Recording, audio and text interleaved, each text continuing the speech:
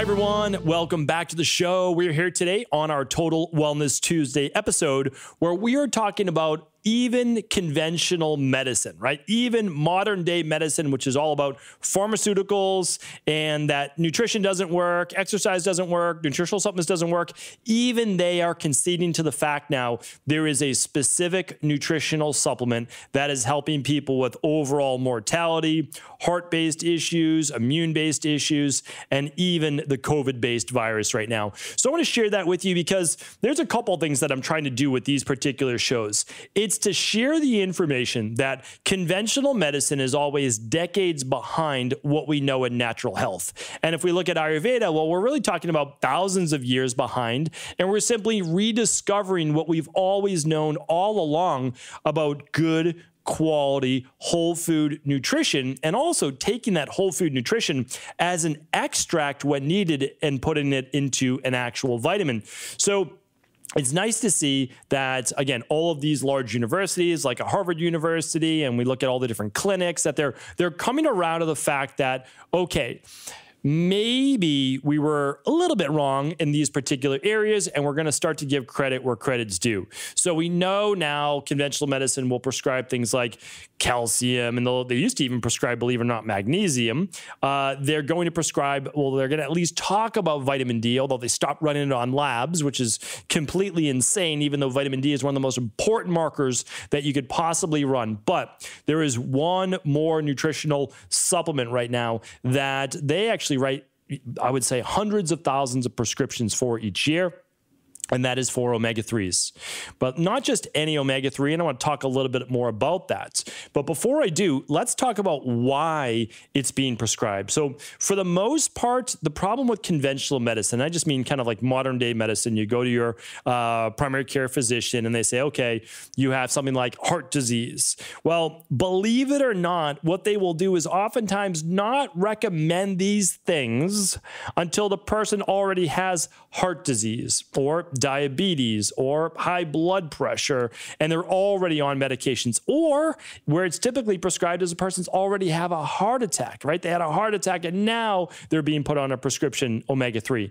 And the other issue is that they're always using the cheapest form of omega-3s when it comes to a prescription, because of course it's all about profit, right? So again, I know that pharmaceuticals save lives. There's no doubt about it. Trust me, I get it. I understand.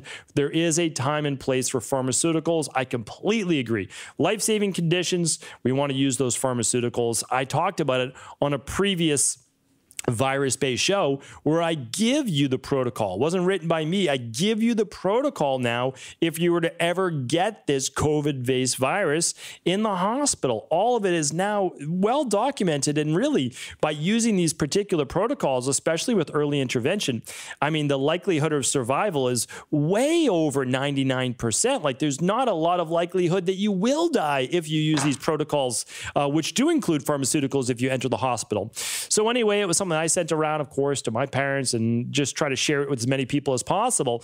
But the truth is this: conventional medicine does pharmaceuticals really well. What they don't do well are nutritional supplements.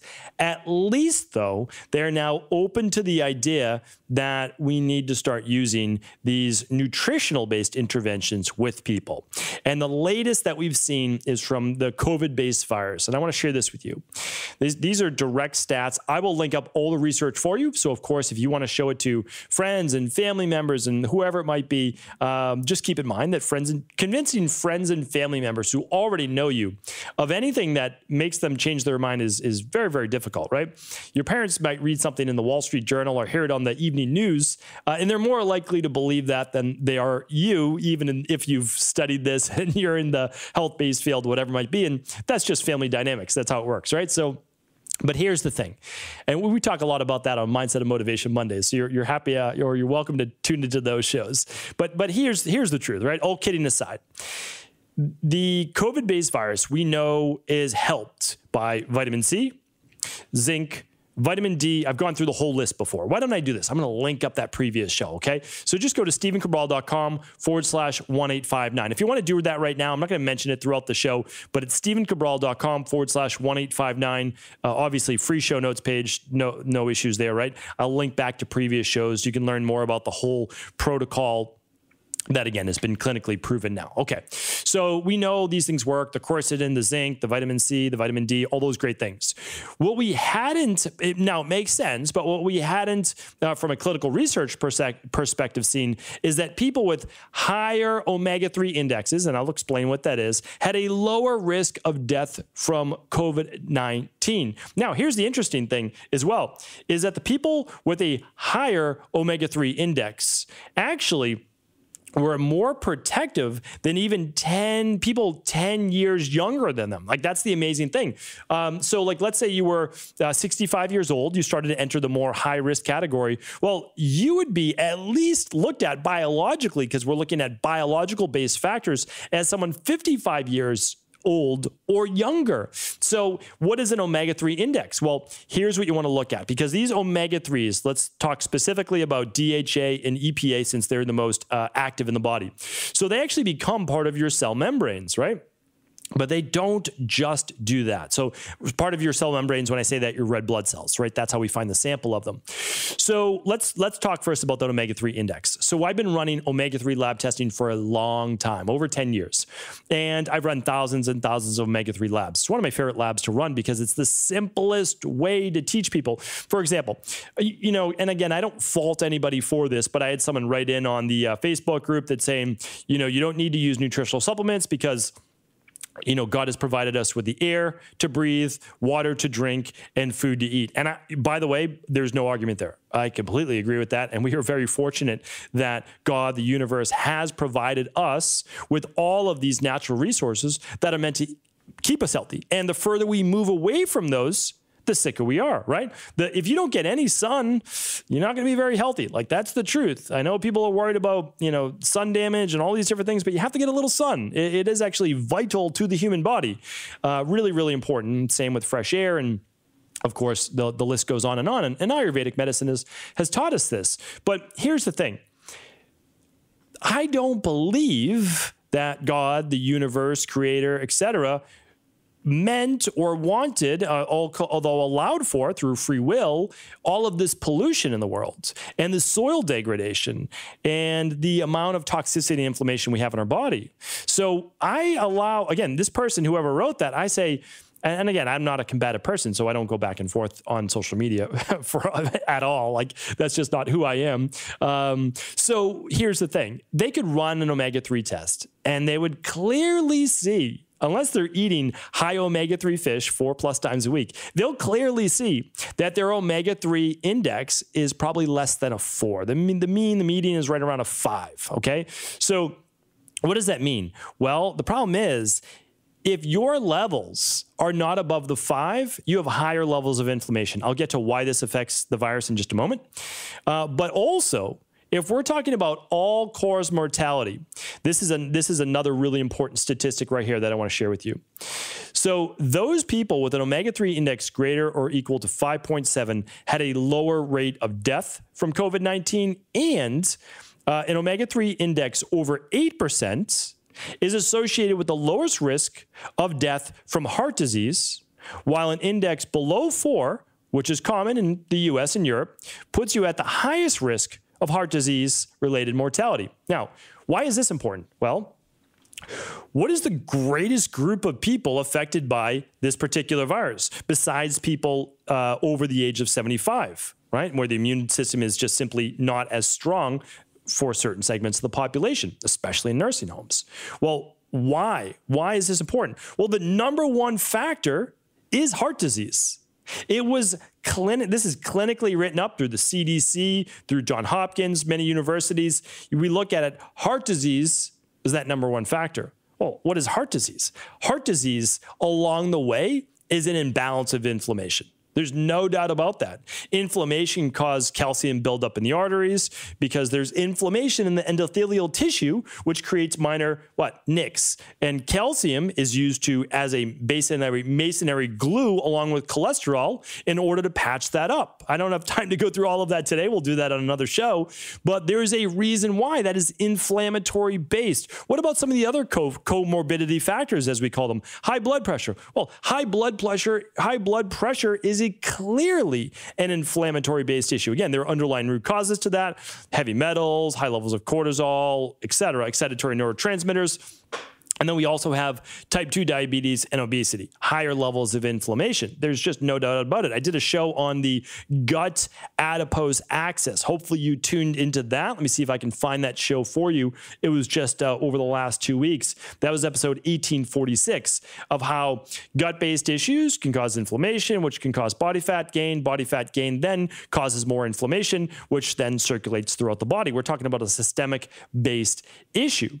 So when we look at omega-3s, what are they really doing? Well, omega-3s are natural anti-inflammatories. Okay, they're natural anti-inflammatories. We're not talking about disease here. We're not talking about curing disease. We are not talking about treatment protocols. What we're talking about are natural factors within the human body that's meant to regulate inflammation. Omega-3s are one of those. Why? Humans, tens of thousands and hundreds of thousands of years ago, would typically be eating somewhere between some people say 1-to-1. I find that hard to believe because they were getting more easily able to be accessed foods. That's the truth, right? So if you look at hunter-gatherers, unless they're eating a lot of fish, probably not a 1-to-1. It's probably going to be more like a 3-to-1, what I've read in the research. But regardless, 3-to-1, 1-to-1, fantastic, right? Here's the thing.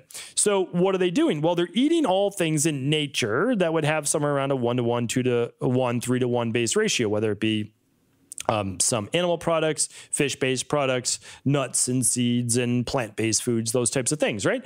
Okay, well, that makes sense, right? They're getting some omega-6s, which our bodies need, by the way. Our cell membranes need those omega-6s to omega-3s. But the typical diet right now, especially in the US, around Europe, Australia, etc., is a diet that's closer to 18-to-1.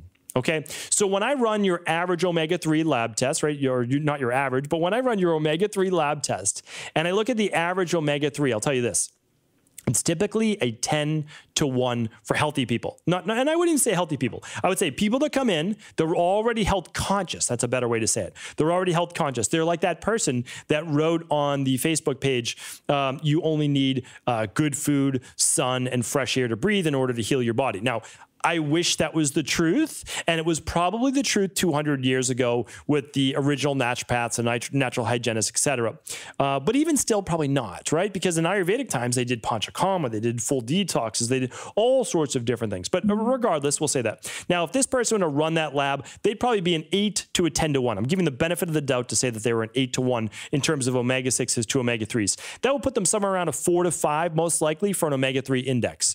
So there we go. So we're looking at that. We say, oh, yeah, they're like the typical healthy person, right? Typical healthy person would be around an 8 to 10-to-1, or health conscious person. I keep saying healthy, but health conscious because they're still not balanced yet.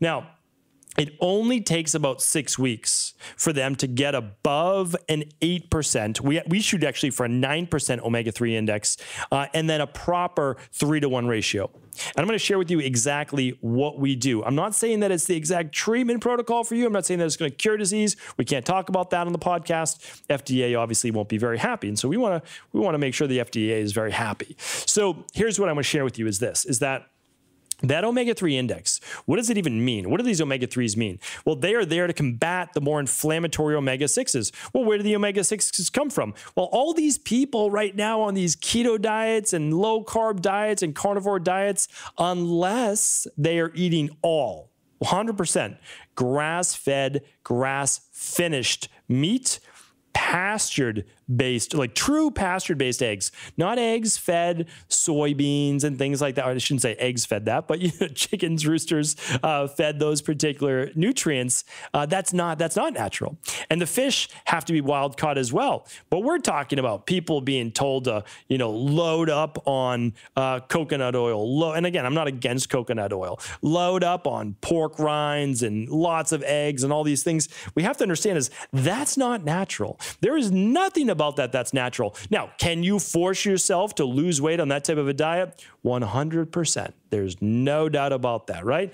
It's also the same thing. It's like, can you force yourself to have energy in the morning by taking a really cold plunge in the water? Yes, you can, because you're going to drive dopamine levels and epinephrine levels through the roof, right? Is that the best thing to do? Probably not, right? I mean, now you can definitely use cold to your advantage, and same with heat, and I do in my own life. But if you don't wake up with energy, you don't force yourself to have it through these things. You ask yourself, why don't I have the energy in the first place? Because then that leads you to an actual answer of a root cause that you can correct so that it doesn't manifest itself in some other way. And omega-3s are one of the most important things, because a lot of people with this particular virus, they keep talking about cytokine storm, inflammation, cytokine storm, all these different things. And listen, I get it, and it's absolutely true, right? There's no doubt about it. But we have to look at what foods would help with immunomodulation. Greens are a great one. Flavonols are a great one. I talked about flavonols and the 400 milligrams a day. Hopefully you checked that out. That was on episode, let's just see here, 1831. We'll try to link that up for you today as well. So flavonols are one. Where do you get those from? Well, you get them from brightly colored fruits and vegetables. Those are immune modulators, right? Well, what about omega-3s? Omega-3s are immune modulators. What do they help with? Well, specifically in one, interleukin-6, we look at a very powerful inflammatory cytokine-based process inside the immune system that can get too revved up. Well, what helps with that? EPA and DHA omega-3s. And why are now conventional medicine using it more for things like heart disease, et cetera? Well, they know that if you can reduce inflammation, now you should always find out why you have the inflammation, whether it be gut issues, heavy metals, etc. But if you can reduce the inflammation, well, then the arteries aren't so tight. They're not so small. It allows blood to flow through to a much greater degree. So basically, the arteries are supposed to open and then close a little bit. Open, close. Allow blood to pump out and then close back a little bit. But if they don't have that flexibility, well, what can happen? Well, plaque starts to build up in the arteries. All of a sudden, the arteries can't expand. They're missing that elasticity, and then you have a heart attack, right? Or you have some type of myocardial infarction is the technical name for it, some type of cardiac event. That's a problem, right? Well, what do omega-3s do? And again, this is not a treatment protocol. Omega-3s allow for more of that anti-inflammatory based benefit. This is why after 6 weeks to 12 weeks maximum, we see people, and I'm going to give you exactly how much we see in our practice. Doesn't mean that it's specific to you. That's why lab testing is the best. It allows people to get back to their natural state of a 3-to-1 omega-6 to omega-3 framework. And that also enables for a higher omega index, which we want above that 8% as well. We actually shoot for 9% in our practice. So here's my recommendation. Run the lab test first if you can. That's just my recommendation. It's up to you. But if you run the omega-3 lab, you can find that at equi.life, EQI.LIFE, or you can run it with your local functional medicine doctor, naturopathic doctor, or integrative health practitioner, okay, level 2. So that's great, right? Or you can open source it. You can do it right at EquiLife. Now, that will come with your results as well as a plan for you if you do get it through EquiLife. But again, the choice is always yours. Then what do you do? Well, I'm going to tell you exactly what we've seen to work in our practice, because it's not a lot. It's for anyone above a 13, I'll tell you exactly what we do.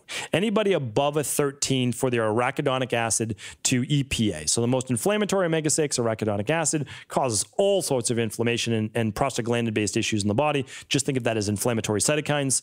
In EPA, super anti-inflammatory, right? You need both DHA and EPA, but I'm going to get to that in a second, why EPA is actually more of an indicator. So if anyone's above a 13-to-1, what do? 1 tablespoon of omega-3 support a day, or 3 soft gels of omega-3 support a day. Typically 1 at breakfast, 1 at lunch, 1 at dinner, mid-meal. That's it, okay? And then what's the maintenance dose? 2. That's it. So we go from 3 grams to 2 grams a day. That's really all we've seen needed to work. However, there's a catch. It has to be a 2-to-1 ratio of EPA to DHA, which is almost the exact opposite of every single omega-3 product out there. And that is why it's so important to go with a functional medicine nutritional support company. Because it's all based on lab work. It's not based on hearsay or this may work, this might work. We ran thousands of labs, and I used to use a higher DHA to EPA, typically a 2-to-1 DHA to EPA. That just means the type of omega-3s. And then I realized, oh, well, no. When people come in, they're always lower on EPA than they are DHA. They might be low on both, but typically EPA is half of what DHA is. What do? Created a formula that has twice as much EPA as DHA. And guess what? All of a sudden, EPA rose, DHA rose. People got down to the 3-to-1 within 12 weeks maximum. Omega-3 index went above that 8. And again, I'm not asking anyone to trust me. I'm saying you can lab verify this, and they're not our labs. We open source the labs to you, but you can see. You can run a lab this week, start with your nutritional supplements of whatever you need based on the numbers that I just gave you. If you're below a 13-to-1, you can just do your 2 or your 1 teaspoon a day. And then you can retest 12 weeks later. That's it. Use the same maintenance-based dose that I talked about, and you're going to be there. So now, and why do I say this? Why is this so important to me? Or let me just go back to whole food as well. You can use whole food to get this. It's not that we've used vegan-based omega-3s in our practice. We're trying to formulate one right now. We've been doing it for over a year. We're not going to release something unless there's efficacy behind it. And it just takes so much to be able to get that through LG and other things. Again, it can work and we will recommend it. But for those people that are opposed to it, it needs to be a wild caught. You want wild caught. So we use wild Alaskan or we use wild pollock.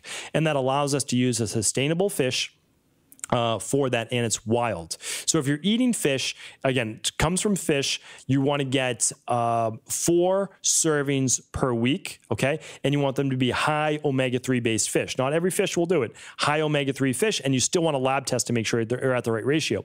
I will link up, I can't link up the supplement, but you can find the supplement, which is omega-3 support, comes in a liquid, comes in a soft gel at equi.life, equi.life, and we'll link up the podcast if you want to try to do this through whole food nutrition of the high omega-3 fish to eat, okay? Really, really important because, and remember, it has to be wild because wild fish, nutritional supplements, and wild fish actually have more than 50, they have twice the amount of omega-3s, and they don't have the omega-6s that those farm-raised fish have. Super, super important. The last point I want to share with you is this. Why do a show like this at all? The reason is this, that there's going to be another COVID-based virus in the future. Again, I'm not Nostradamus. I don't have any predictions here, but there's always something.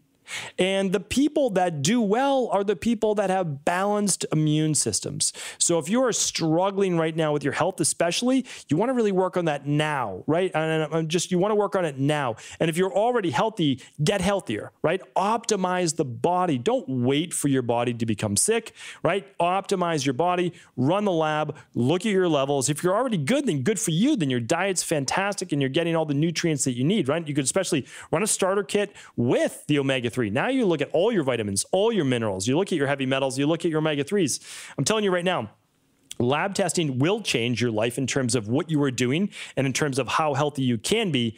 And I just can't recommend enough.